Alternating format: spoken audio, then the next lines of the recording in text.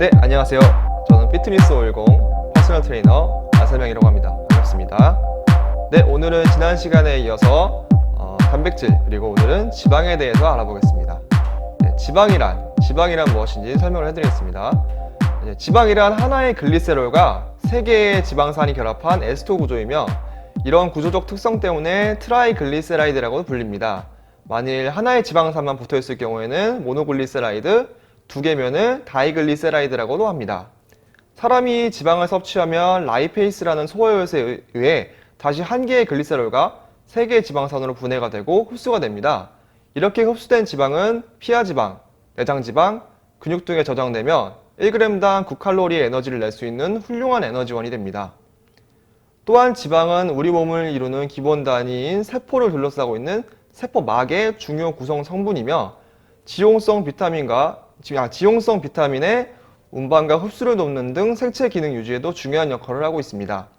그리고 몇몇 필수 지방산은 우리 몸에서 만들어지지 않기 때문에 꼭 섭취해줘야 하는데 알파-리놀렌산, 감마-리놀렌산 등이 있습니다.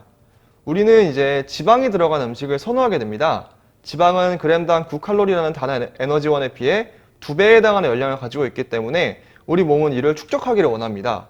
하지만 우리가 이렇게 걱정 없이 지방을 섭취한 건 인류 역사를 보았을 때 얼마 되지 않았고 우리 몸은 이에 맞게 진화되지 않았으므로 과다 섭취를 통한 비만, 고혈압, 당뇨 등 다양한 문제를 발생시키고 있습니다. 네, 다음으로 지방의 종류에 대해서 말씀드리겠습니다. 지방은 트라이글리세라이드라는 글리세롤 더하기 3개의 지방산의 에스터로 이루어져 있는데 모습이 모두 다르게 되어 있습니다. 이러한 다양한 조합, 예를 들어서 지방산의 길이라든가 탄소의 결합 종류 등 이러한 다양한 조합은 지방의 특성을 결정하게 됩니다. 지방이 고체인가, 액체인가, 맛이 변하는가, 변하지 않는가, 그리고 우리 몸에 이로운가, 해로운 지방인가 등 다양한 이런 특성을 결정짓기도 합니다. 이러한 다양한 특성들 가운데 불포화지방산과 포화지방산 2가지로 나눠볼 수 있습니다. 포화지방산은 탄소 원자들 사이의 결합이 단일 결합으로 이루어진 지방산으로 상온에서 굳은 상태이며 동물성 지방에 많이 포함되어 있습니다. 포화지방산은 과다 섭취 시 심혈관 및 콜레스테롤 수치의 문제 등을 일으킬 수 있습니다. 불포화지방산은 단일 결합, 이중 결합 모두 포함한 지방산으로 상온에서 액체 상태로 존재하고 해바라기와 같은 식물성 지방이나 등푸른 생선 등에 존재합니다. 불포화지방산은 세포막을 형성하며 뇌에 가장 많이 분포되어 있습니다. 그리고 콜레스테롤 수치를 낮추어 혈액순환 또한 돕습니다. 불포화지방산은 이중결합의 배열 형태에 따라 달라지는데 첫 번째는 탄소 2개가 같은 편, 수소 또한 같은 편에 있는 것, 두 번째는 수소와 탄소가 이중결합 반대편에 존재하는 것입니다. 중요한 것은 이들의 구성 요소가 똑같다고 해도 우리 몸에서 완전히 다르게 적용된다는 점입니다. 바로 트랜스 지방산과 시스 지방산입니다. 트랜스 지방은 사람의 식물성 기름에 부분적으로 수소를 첨가해 유통기한이나 보관을 유용하게 만든 것입니다. 자연적으로 물론 존재하기도 하고요. 변질의 우려가 적으며 오래 튀겨도 안정적이며 음식의 질감을 바꾸기도 합니다. 하지만 이러한 트랜스 지방은 포화지방산보다 더 우리 몸에 해롭습니다. 트랜스 지방은 라이페이스라는 지방 분해 요소에 잘 반응하지 않아 섭취 시 배설이 잘 안되고 몸에 쌓이게 됩니다. 혈액 내 좋은 콜레스테롤 수치 또한 감소시키며 다양한 질병을 유발시키기도 합니다. 자, 그러면 다음으로 지방이 부족하면 어떤 문제가 있는지 알아보겠습니다. 지방은 신체 내의 세포막 구성, 피하 지방에서의 체온 유지, 호르몬, 신경 전달 물질 등 다양한 기능을 하고 있습니다. 이런 지방이 부족해지면 당연히 우리 몸에 문제가 생기겠죠. 몇 가지를 살펴보면 일단 뇌 기능이 저하가 됩니다.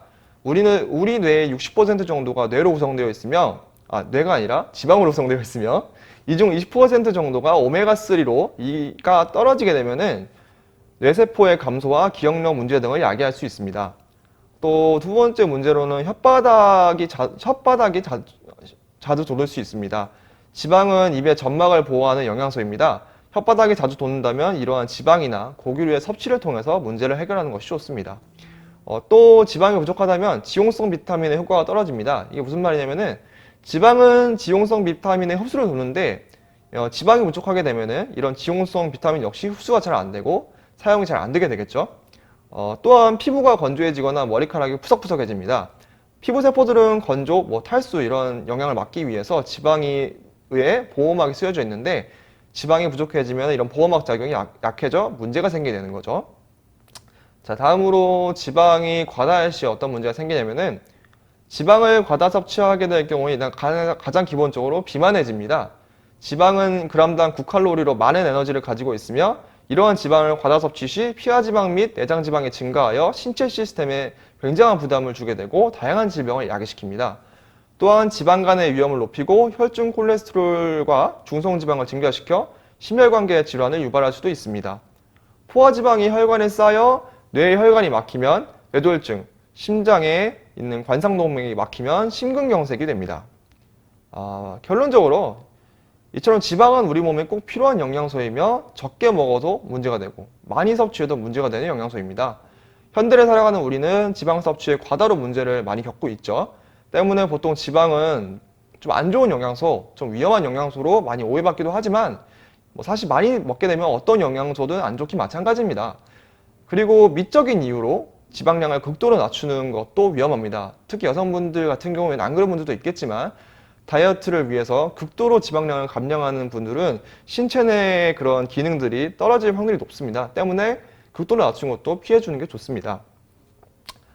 그리고 중요한 것은 지방 같은 경우에는 불포화 지방산의 섭취를 권장하며 포화 지방산은 어느 정도 드셔도 되나 많이 먹으면 안 되고 트랜스 지방 같은 경우에는 피해 주시는 게 좋습니다.